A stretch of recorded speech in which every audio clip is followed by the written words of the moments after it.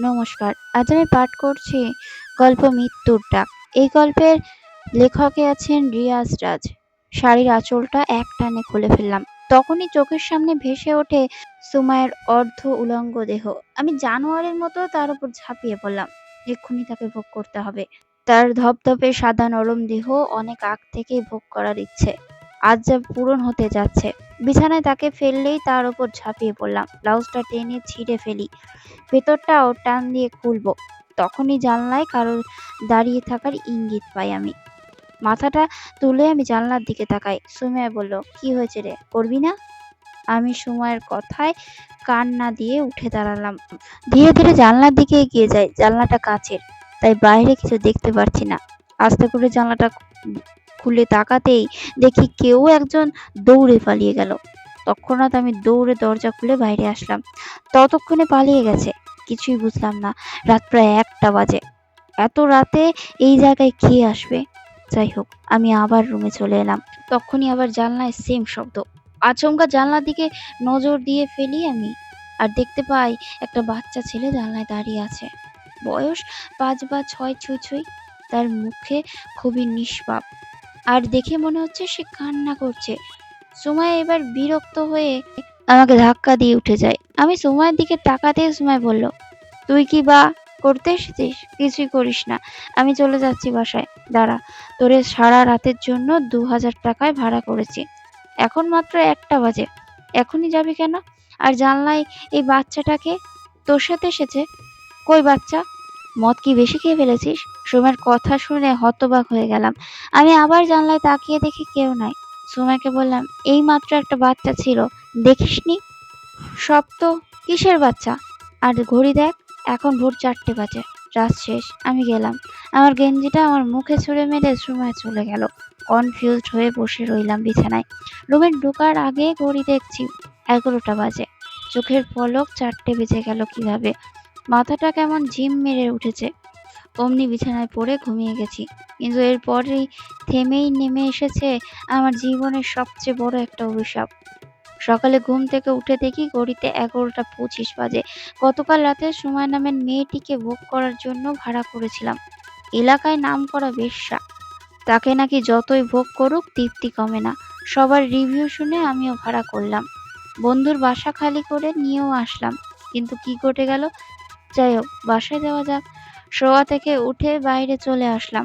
বাজারের একটা কোনায় এসে দাঁড়িয়ে সিগারেট ধরাই। তখনই চোখের তলে পড়ে রাস্তার ওপাশে কাল রাতের ছেলেটা দাঁড়িয়ে আছে। চোখ আমার কপালে ওঠার অবস্থা। ছেলেটা আমাকে ফলো করছে নাকি? একেবারে আমার চোখে চোখ রেখে তাকিয়ে আছে। আমি খেয়াল করছি ছেলেটা বিড়বিড় করে কি যেন বলতেছে অনেক দূরে, তাই শুনতে পাচ্ছি না। কিছুক্ষণের মধ্যেই ঘটে গেল ভয়াবহ এক ঘটনা। ছেলেটা হুট করে রাস্তার মাঝে চলে আসে। আমি সিগারেট ফেলে ছেলেটাকে ডাক দিচ্ছি, জোরে জোরে চিল্লাচ্ছি। ছেলেটা রাস্তার মাঝে দাঁড়িয়ে হেসে যাচ্ছে। আমি দৌড়ে ওর কাছে যেতে চাইলাম, তখন একটা ট্রাক এসে ছেলেটাকে উড়িয়ে দিল। আমার চোখ মুখ যেন নিমেষেই অবশ হয়ে যায়। সিনটা দেখে আমার নিজেকে কন্ট্রোল করতে পারি না, জ্ঞান হারাই সেখানে। সবকিছু ঝাপসা, স্পষ্ট কিছু দেখতে পাচ্ছি না। কয়েকজন মানুষ আমার চারপাশে দাঁড়িয়ে আছে। আমি ধীরে ধীরে উঠে বসি। ভালোভাবে তাকিয়ে দেখি রাস্তার পাশে বসে আছি আমি। আশেপাশে লোকজন ভিড় করে আছে। একজন বৃদ্ধ লোক এসে আমার পাশে হাঁটু গেড়ে বসে আর জিজ্ঞেস করে, তুমি কে বাবা? হঠাৎ চিৎকার করে ঘুরে গিয়ে পড়ে গেলে কেন? লোকটির কথা শুনে আমি নিজেকে নিজেই চিনতে পারছি না। একটা বাচ্চা ছেলে অ্যাক্সিডেন্ট হয়েছে, ওখানে লোক নেই, অথচ আমার চারপাশে এত ভিড় কেন? আমি মাথা তুলে লোকটিকে জিজ্ঞেস করলাম, একটা বাচ্চা ছেলে যে একটু আগে অ্যাক্সিডেন্ট করেছে সে কোথায়? লোকটি আমার কথা শুনে যেন খানিকটা অবাকই হয়। উনি বললেন, কই, এখানে তো গত 3 মাস যাবৎ কোনো অ্যাক্সিডেন্ট হয়নি। 3 মাস আগে একটা হয়েছিল, তাও একটা কুকুর। তুমি কি ঠিক আছো? তোমার শরীর খারাপ হয়তো, বাসায় যাও তুমি। লোকটির কথা শুনে আমি বেশি বিভ্রষ্ট হই। পকেট হাতিয়ে দেখি মোবাইল ফোন নাই।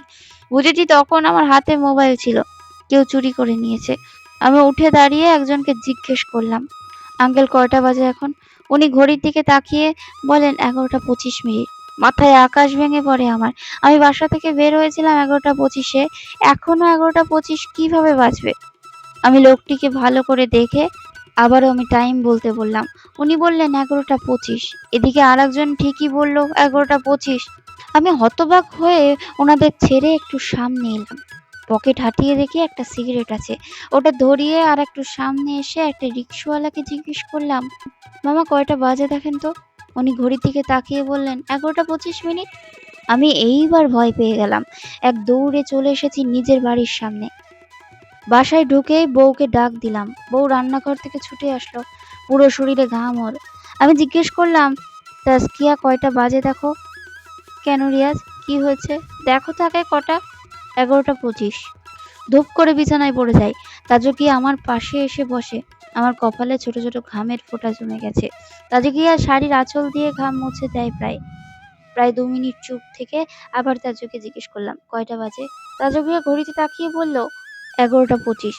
লাফিয়ে উঠে আমি বললাম, মাত্র বললে 11টা 25, এখন না বলতেছ 11টা 25? ঘড়ি এদিকে আনো। তাজুকিয়া ভয়ে হাতের ঘড়ি খুলে দিল। আমি ঘড়ির দিকে এক মনে তাকিয়ে আছি। টিকটিক করে কিছুক্ষণ পর পর 11টা 26 বাজে। আমি খুশিতে তাজুকিয়াকে জড়িয়ে ধরলাম। তাজুকিয়ার কোনো রিয়াকশন নেই। আমি আবারও ঘড়িতে তাকিয়ে দেখি 11টা 25 বাজে। জ্ঞান হারাই, আবার চোখ ঝাপসা।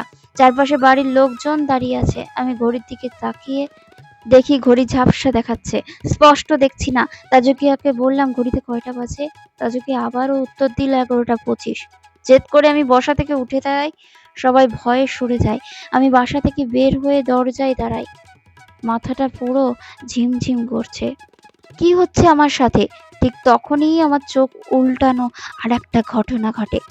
আমার বাড়ির ঠিক সামনেই সেই বাচ্চা ছেলেটা দাঁড়িয়ে মুচকে মুচকে হাসছে। এইবার আমি বুঝে গেছি এই বাচ্চাটাই মূল নষ্টের গোড়া। দরজা থেকে দৌড়ে বাচ্চাটাকে ধরতে এগিয়ে যাই। বাচ্চাটা আমার দৌড়ে আসা দেখে উল্টো দৌড় দেয়। আমি ওর পিছু নিতে থাকি। দৌড়াতে দৌড়াতে চলে আসি এলাকার পাশের জঙ্গলে। হুট করে দাঁড়িয়ে যাই আমি। নিজেকে প্রশ্ন করতে থাকি, বাচ্চাটা তো সাধারণ কোনো বাচ্চা নয়।